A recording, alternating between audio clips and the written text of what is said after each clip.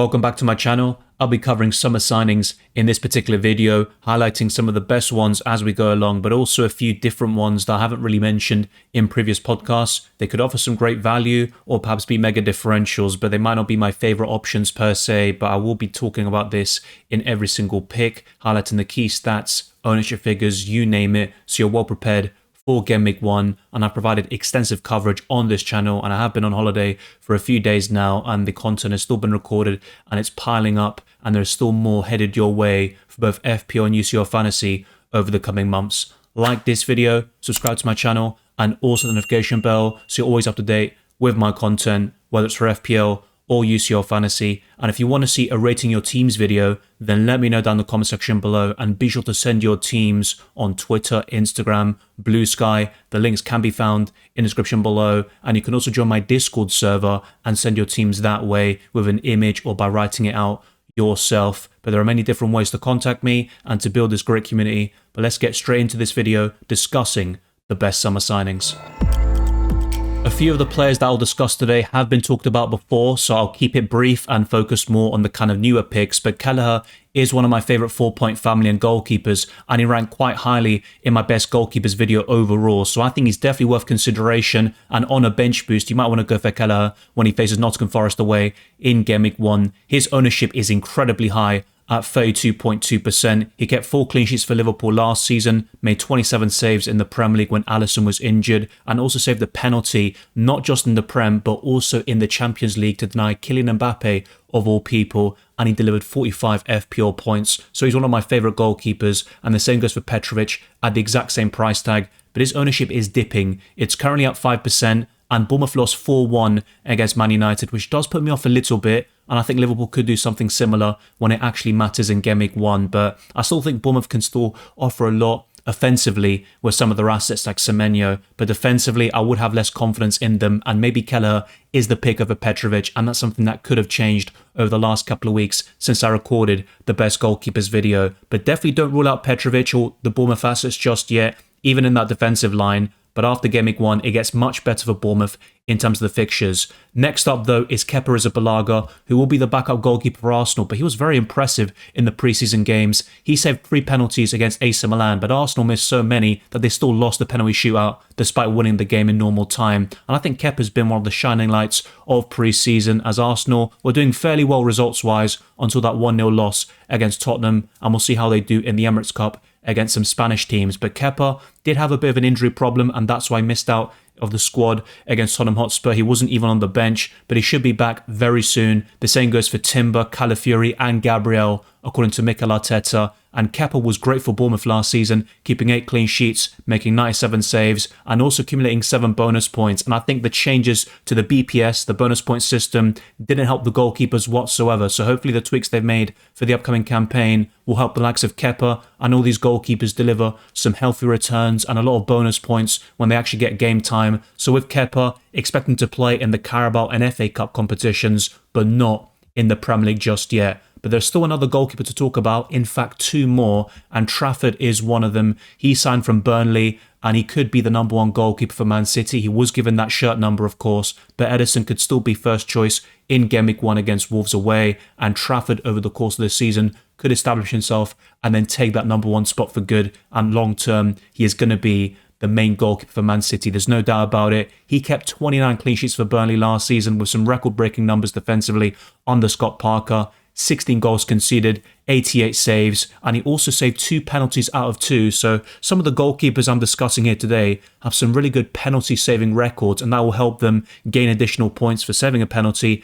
and also to accumulate some bonus points. But the last goalkeeper is Aaron Ramsdale. He has signed for Newcastle, and I actually think he'll displace Nick Pope as the number 1, but that isn't a guarantee from the get-go, facing Aston Villa and Liverpool in the first 2 game weeks. But Ramsdale has a lot of saves potential during his time at Sheffield United, Arsenal. He's always been a very decent goalkeeper when it comes to shot stopping, but he does have those lapses in concentration, which he admitted himself on a podcast. I don't know why he did that, by the way, but I think Ramsdale has his great moments, but he can also make some huge mistakes with distribution or just in terms of his positioning. But I think he could be a decent FPL goalkeeper next season if he takes that number 1 spot from Nick Pope. Let me know down in the comment section below. Do you think Pope will retain that spot, or Ramsdale displace him as that number one goalkeeper for Newcastle. But actually, guess what? I'm an idiot. There is still another goalkeeper to talk about in Perry. He costs 4.5 million and his ownership is 0.3%. And I discussed him in my Best Goalkeepers podcast because just around that time that I recorded that video, the signing was announced, but he wasn't added to FPL just yet. He kept 10 clean sheets for Lyon last season, made 116 saves and conceded 44 goals overall. And in terms of goals prevented, that stat was very impressive, much better than Ramsdale's, as you would have seen. But Perry obviously played in a better team in Lyon, who aren't anywhere near the kind of heights that they used to reach in France. But I still think Perry, of course, was in a much better team than Ramsdale, who participated in one of the worst Premier League teams of all times, and Southampton went back down. But let's now go on to some defenders. And Goodmanson is from the same team for Leeds United, facing Everton at home in Game Week 1. His ownership has gone up a little bit to 2%, and he does cost 4 million. In terms of defensive contributions, though, I don't think he'll do as well as Rodon or whoever starts for Leeds United at centre-half. And Biol is another summer signing, by the way, who was discussed in my newly promoted clubs video, so be sure to check that out. But he's suspended for Game Week 1, so I'd rather go for Goodmanson or Rodon for the time being if you want to cover Leeds United defensively. And in terms of the attacking potential, I don't think Goodmanson will offer that much, but he got 2 goals and 1 assist in Ligue 1 last season for Lille, playing 45 games across all competitions and picking up 3 yellow cards in the process. But Coppola is a signing for Brighton at centre-half. His ownership is so low at 0.1%. And there's one standout that Brighton signed in this position, FPL-wise, that will take all the attention. But Coppola got 2 goals in Serie A last season, picked up 10 yellow cards. He helped Hellas Verona keep 8 clean sheets in Serie A last season, but he's not the only centre-back that Brighton have signed, and you all know this guy, Boss Gagger from UCL Fantasy. He was a ball recovery machine and had his moments, particularly in the knockout playoff rounds for PSV Eindhoven, but of course that all went pretty much downhill when they faced Arsenal and lost 7-1 in the first leg. But Boskagli got 1 goal and 6 assists in the Eredivisie last season, only getting 2 yellow cards, and across all competitions he delivered 7 goal contributions. His ownership is slightly higher at 0.2%, but he remains a massive differential, and the price tag is 5 million, which to be honest is enough to put me off. But the Kuiper comes in at 4.5 million and can play an offensive role here for Brighton, signing from Club Brugge. He got 3 goals and 5 assists in the Belgian league last time out. He scored 1 goal in UCL Fantasy, and across all competitions he got 11 goals and assists combined. So there is a good reason why his ownership is a lot higher at 9%, and the price tag is only 4.5 million. So I do like this pick. And with Jer, I don't think he will start. I talked about him in Club World Cup Fantasy, and there's one more Botafogo asset that has been signed by Nottingham Forest that I'll talk about very soon. But Jer was fairly decent. He got 1 assist, of course, in the Brazilian league and started every single game for them, 11 out of 11 at the time. And in the Club World Cup, he scored a goal. So he had his moments in that competition too, but I don't think he'll displace Murillo or Milenkovic anytime soon. And the only kind of way I see him breaking into that starting 11 is if Nottingham Forest shift to a back 3 under Nuno Espirito Santo, like it did back in the day with Tottenham Hotspur, and of course predominantly at Wolverhampton Wanderers. But Jer is one to keep an eye on. I wouldn't invest in him, but Diouf might be one of the best ways of covering West Ham defensively, but he is overshadowed by Aaron Wan-Bissaka, who is such a template pick with over 30% ownership at the time of this recording. But Diouf has 0.7% ownership, so a massive differential. He scored 7 times and got 3 assists, but played in a fairly poor league on paper, and he got 8 yellow cards. Across all competitions though, 11 goals and assists combined, and the price tag is fairly decent at 4.5 million. The main appeal, of course, is Sunderland away from home, and I think long-term West Ham have some very solid fixtures as well.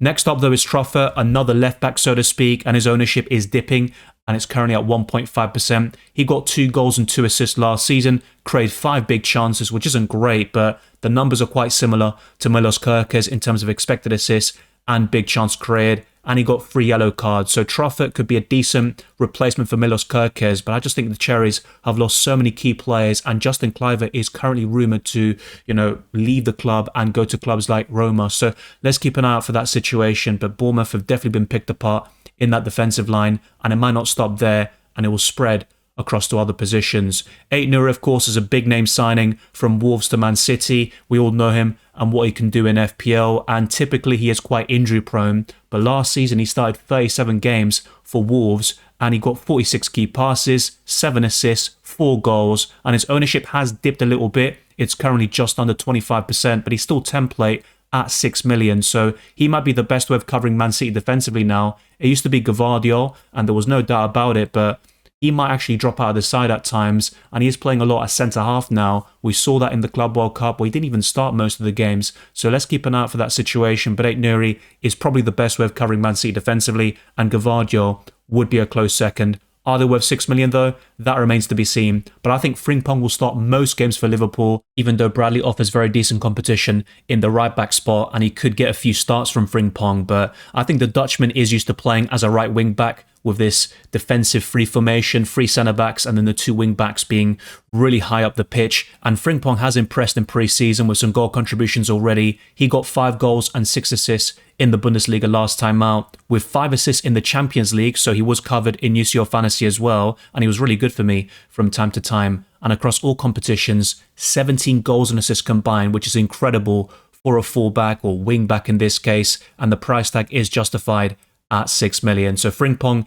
is a standout, and the same goes for Milos Kerkez, whose ownership has dropped a little bit to 11.2%, but he got 2 goals and 6 assists for Bournemouth in the Premier League last season, with 8 big chance created and 134 FPL points. He can also get some defensive contribution points. Of course, Frimpong will get a few himself, but I think Kerkez will get even more, and defensively is more solid than Frimpong, but both of them are very young. They have a lot of potential, and there's a lot of things they can improve on in their game. But Kerkez is more used to the kind of wingers he's going to be up against in the Premier League, the pace and physicality. But those are 2 attributes that Frimpong has in abundance, and he should translate that very well to the Premier League and adapt very quickly. But next up is Jordan Henderson, so we're now onto the midfielders. He signed for Brentford, and I think it would have been perfectly logical for him to go back to Sunderland, but that wasn't the case. He got 1 goal and 4 assists for Ajax in the Eredivisie last time out. He got 2 assists in the Europa League, and across all competitions, 7 goals and assists combined. But I think he can also mix a few bonus points and goals and assists with defensive contribution, so he could be fairly decent at 5 million, but he's not someone I'd really recommend in FPL. Melambo is definitely one to keep an eye on. He might not start at the beginning, but I think over time he'll break into that starting 11 and get a lot of starts consistently as an attacking midfielder, maybe as a left centre mid in a midfield 3, and also as a winger. So Melambo has a lot of potential, and I'm quite surprised about this signing. He was talked about in UCL Fantasy last season, where he got 3 goals, and across all competitions, 16 goals and assists combined, which is very decent, and he got 3 goals and 5 assists in the Eredivisie. He's a massive differential, and the price tag is very low. I wouldn't start with him in Game Week 1, but he's one to add to the watch list, and I think Melambo over the years could be a quality FPL asset. But let's talk about another team now in Tottenham Hotspur, and João Paulinho. He's not going to get you many goals or assists. In fact, he didn't get a single goal contribution last season, and he only got 4 starts for Bayern Munich, and the signing just didn't work out. Only a few yellow cards though, but he was sent off on one occasion, and for Fulham a couple of years ago, he was getting a lot of bookings and the odd sending off here and there. Now, at the time of this recording, his price and ownership haven't been confirmed, but if this video is released in a couple of days' time, and by that stage he is revealed in FPL, then the graphics will be updated on screen, so you can see it for yourself. But I think Paulinho will come in at 5.5 million, possibly even 5, and he should start regularly for Tottenham Hotspur, and he will be quality for defensive contribution points, so he could easily get to 100 plus FPL points in the upcoming campaign. Keep an eye out for Paulinho, and the same goes for Norgard if he can get some starts. But the main midfield 3 for Arsenal should be Zubimendi, Rice and Martin Odegaard. But I think Christian Norgard had a decent pre-season, and I think he showed a lot of what he's about. Off the ball, he's incredible, but of course on the ball, he does have his limitations. He got 34 defensive contribution points last season, and he won't get anywhere near that because the game time won't be the same. But he had his best goal-scoring season in the Premier League with 5 goals and 5 assists. The ownership is quite low at 0.7%, and he also got 107 FPL points. But if it was at Brentford, I'd be recommending him as a cheaper option and to rotate with your main front 3 and other midfielders. But at Arsenal, he will be on the bench like Kepa Arrizabalaga, so I wouldn't go for him. But Reinders is someone to definitely keep an eye on. He got 10 goals for AC Milan in Serie A last season with 5 assists, and in UCL Fantasy, he got 3 goals. I believe he also scored against Real Madrid at the Bernabeu, and across all competitions, 20 goal contributions is very impressive, and he can mix all of this with defensive contributions. So Rangers could offer fantastic value at 5.5 million, and a midfield of him and Rodri would be quite scary for the rest of the Premier League, and that could put Man City back to the top of the Premier League table. But let's talk about another 5-point family midfielder in Zubimendi. He has also been very impressive in pre-season, and I like the way he passes very quickly between the lines and always looking forward. But FPL-wise, he can get some defensive contribution points, the odd goal or assist here or there, and when he does that, he's going to get some bonus points. But more often than not, I'm just going to recommend the likes of Gyökeres up front, Saka in the midfield, and other options, especially defensively for Arsenal. I don't think Zubimendi is really a quality FPL asset. I'd rather go for Rangers at the same price tag, but maybe I'll be pleasantly surprised. He had 48 games last season for Real Sociedad. He also played some games for Spain in the Nations League. He scored in the final against Portugal, and he got 2 goals and 2 assists in La Liga last season, but I wouldn't go for him in FPL. And Arias was talked about in the Club World Cup. I think that's a great signing for Wolves. He only got 1 goal and 4 assists in the Brazilian league, and he started 12 games out of 12 at the time. And in the Club World Cup, he was really impressive with the performances, but only 2 goal contributions. And we could see something similar here,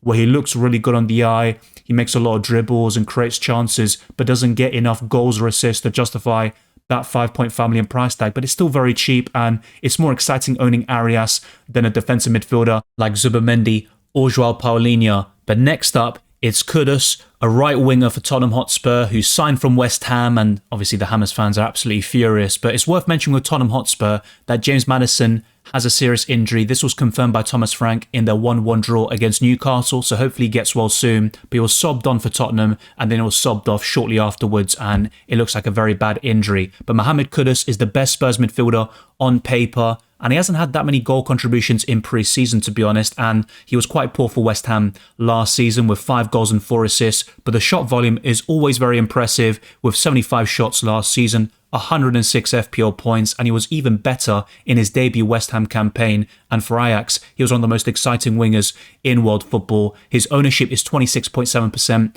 and the price tag is quite low at 6.5 million. So if he can adapt very quickly to Tottenham and be the established right winger, which I believe he will be, I think Kudus could offer great value in the midfield. But there's also Tell, who made a permanent transfer to Tottenham after signing on loan back in January to February, and the price tag is also 6.5 million, but the ownership is much lower at 0.2%. He only got 2 goals and 2 assists in the Premier League, 19 shots in the box, and 42 FPL points. But there's definitely a player in there, and for Bayern Munich, he sometimes showed a lot of potential off the bench and in brief cameos. And I think for Tottenham, playing as a striker or on the left, he could cement himself as a regular starter, and if that becomes the case, then I think Tell would be a quality FPL asset at some stage in the future, so he's one to keep an eye on and add to the watch list. But Cherki is really exciting in my opinion. The problem though is the minutes and the starts, and I don't see him getting more than 30 starts in the Premier League this season. Hopefully I'm wrong, and if that's the case, we've got an absolute game breaker at 6.5 million, because his stats for Lyon last season were incredible, with 8 goals and 11 assists in Ligue 1 specifically. And in the Europa League, he got 8 assists and performed against Man United in the quarterfinals. And across all competitions, 34 goals and assists combined. Those are incredible numbers for a 6-point family midfielder. And he can translate these qualities, especially that end product and what he does in the final third, to the Prem. But I think he's going to get a lot of cameos off the bench and 20-30 minute appearances. If he does get a regular set of starts though, I think Cherki is definitely one to buy and add to the watch list, especially with Man City's opening fixtures, which are much better than Arsenal's and Man United's, for example. So Cherki is definitely one to have in mind, but probably add later in the season. And I think apart from Reinders, Rodri if he's fit, Haaland, and maybe Gvardiol or Aït-Nouri, the rest is going to be up in the air. And in the Club World Cup, we saw it in action, a lot of rotation in every single position. Foden had a great tournament, but was really an impact sub, and he wasn't getting regular starts. And the same could happen to Cherki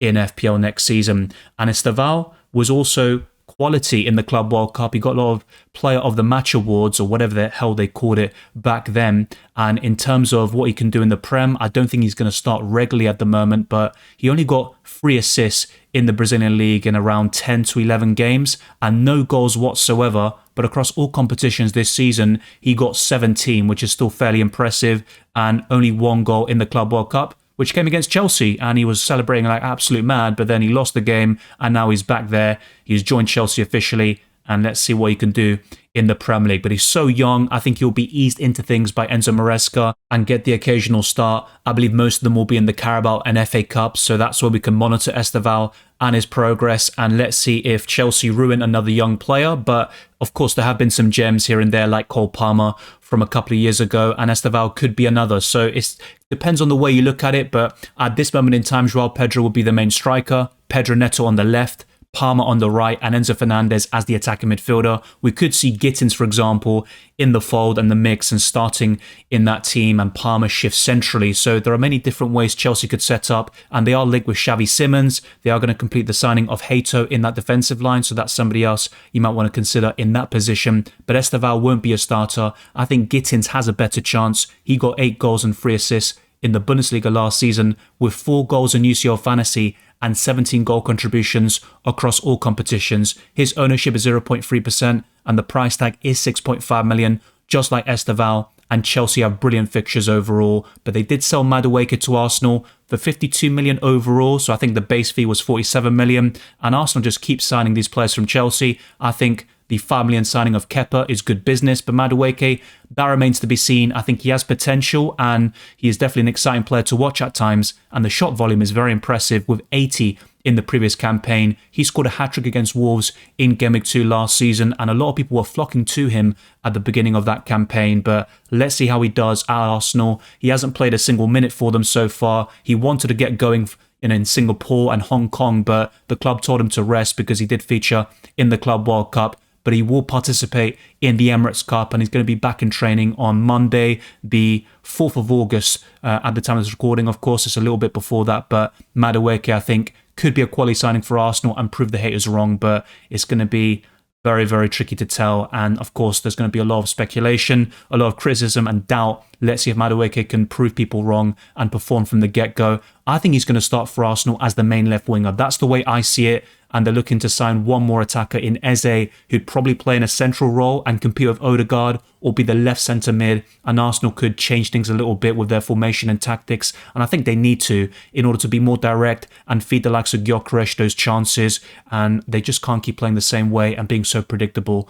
all the time. So Madueke does offer that sort of unpredictability and chaos, which could be great for Arsenal, those individual moments, but he is still quite raw in my opinion. He got 7 goals and 5 assists in the Premier League last time out, 120 FPL points, and he was a regular starter for Chelsea until the last month or two, I'd say, of his Chelsea tenure, and in the Club World Cup, he was essentially a bench option for them, with Pedro Neto taking his position. The price tag of 7 million is interesting. That's what Elanga is currently priced at, and he got 153 FPL points last time out, and he actually scored against Arsenal in pre-season, and he delivered 6 goals and 11 assists for Nottingham Forest with 50 key passes and an ownership figure of 10.3%, which has dipped a little bit over the last couple of weeks. I think all the uncertainty with Alexander Isak and who else Newcastle are going to sign has played a big part, but Elanga could still be a decent FPL option, and we could see him start games regularly for the Toonami. Next up is Bryan Mbeumo. He remains one of my favourite midfielders despite moving to Man United, and I don't think he'll be on penalties, but probably second in command for them.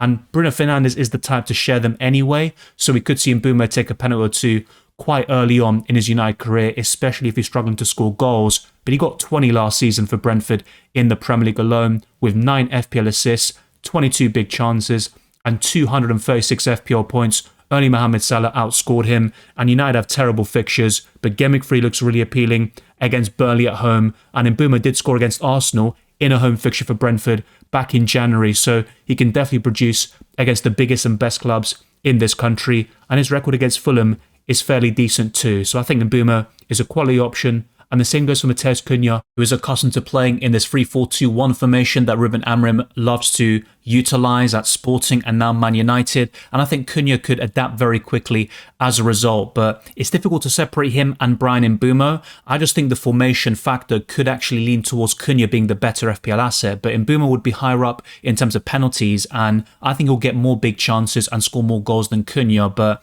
the Brazilian also has the bonus points potential, and although Mbeumo is quite good in that regard, I think Cunha doesn't need to do too much in terms of goals or assists to be high up in the bonus point system. So I think both of them are definitely worth acknowledgement, and they are ranked quite highly in my best midfielders video, but I think Cunha might be slightly better. Now, Florian Wirtz's ownership has gone down a little bit to 34.8%, but that's a record-breaking signing for Liverpool, and they might do it again for Alexander Isak. The price tag is quite low at 8.5 million. He got 10 goals and 12 assists for Bayer Leverkusen last season, and they've been picked apart, by the way. Granit Xhaka to Sunderland, both Wirtz and Frimpong to Liverpool, so they're losing a lot of key players, but Florian Wirtz got 6 goals in UCL Fantasy last time out, and 31 goal contributions across every single competition. So I think he could hit the ground running as well. He scored in pre-season too, and he can play as a striker, as a false 9, as an attacking midfielder, on the left-hand side to replace Luis Diaz,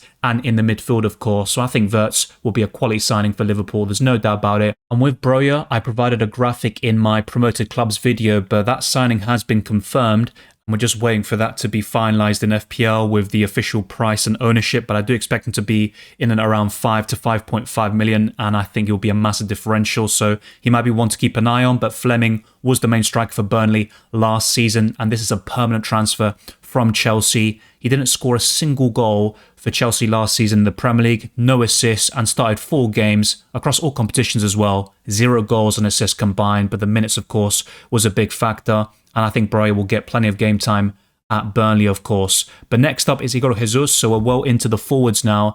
And he was also covered in Club World Cup Fantasy, where he scored twice. And he started every single game for Botafogo at the time with 10 out of 10 starts, 3 goals and 1 assist. And the ownership is 1.3%. But he's going to be a backup to Chris Wood, in my opinion. And over the next couple of years, he will displace him as the main number 9, but for this season, I don't think Igor Jesus is one to really buy in, especially in Game Week 1. He's more of a wait and see, add to the watch list, but I think there are many better strikers in FPL. The same goes for the next option in Tierno Barry, who is a massive differential, and I would rank him higher than Igor Jesus, that's for sure, but I think there's also so many quality options like Watkins, Gyökeres, and those covered in my best forwards video. And Barry is ranked there, and the ranking isn't too bad, by the way, but I think there are better options in other areas. But you might argue that at this price and below, Barry is the best of the lot, but the likes of Pirlo from Leeds United could be even better, and that's someone else you want to have in mind. And check out my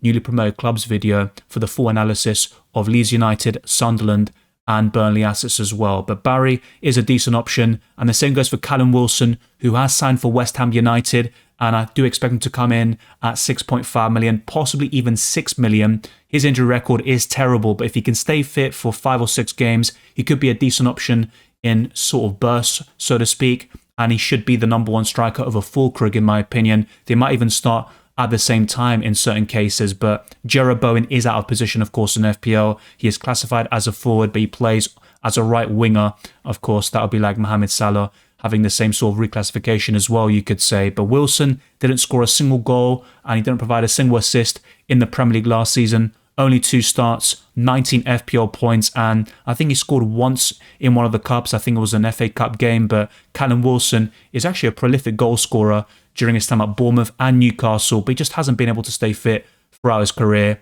But if he can do so at West Ham, he should provide them plenty of goals in that position. The same goes for Delap, who I don't think will start enough games for Chelsea here. He scored 12 times for Ipswich Town, got 2 assists, 18 big chances, and 132 FPL points with some massive returns from time to time. He scored against Chelsea at one stage and got a double-digit haul. He did the same against Aston Villa, I believe, quite early last season. But I think with Delap, I'm not going to say he made a wrong career move because he can still establish himself as the main number 9, but shortly after his signing, Chelsea got Joao Pedro and he hit the ground running in the Club World Cup. So it's difficult to see Delap entering the fold at the moment, but that could change going deeper into the season. I think Joao Pedro is one of the best forwards in FPL, but his ownership has actually gone down. He was around 60% and he was the highest owned player in the game. He is now 2nd or 3rd, with Salah taking the mantle as the highest owned player in Fantasy Premier League. And Joao Pedro relied a lot on penalties last season for Brighton. He got 10 goals and 6 assists,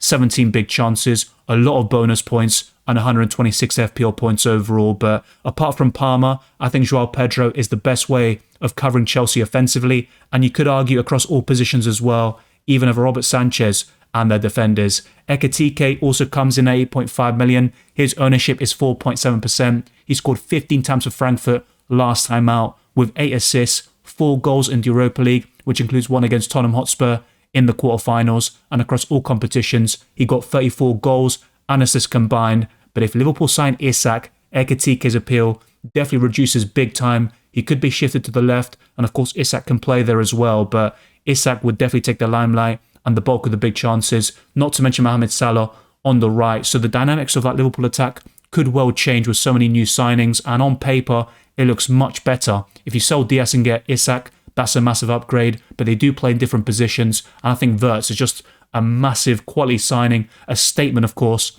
to the rest of the league and across Europe, and Liverpool do mean business in this transfer window, that's for sure. And Gyökeres, of course, is another statement signing for Arsenal, but they need more, especially that quality left winger to unlock the best of Gyökeres and the rest of that Arsenal attack. That wraps up an extensive summer signings video on podcasts, and across all of my content, you would have seen even more summer signings discussed, but in this particular video, I wanted to focus on some of my favourites and also a few that haven't been covered before and they deserve more attention. Zubimendi is just one example, and there might be a few exceptions in terms of players I haven't talked about, so let me know down in the comment section below, and they could be covered in future podcasts as well, or deadline streams. But I've made over 300 graphics for all the players that will feature in the Premier League this season, also predicted lineups. If you want to see that, then drop a like on this video. Let's get it to over 100 and subscribe to my channel. We're getting ever closer towards 34,000 subscribers, and the same goes for a rating your teams video. If you want to see it, show support with the likes, shares, comments, you name it, and let's keep the discussion going for UCL Fantasy and FPL. Follow me on X, Instagram and Blue Sky, Dylan RCM, and check all the links in the description.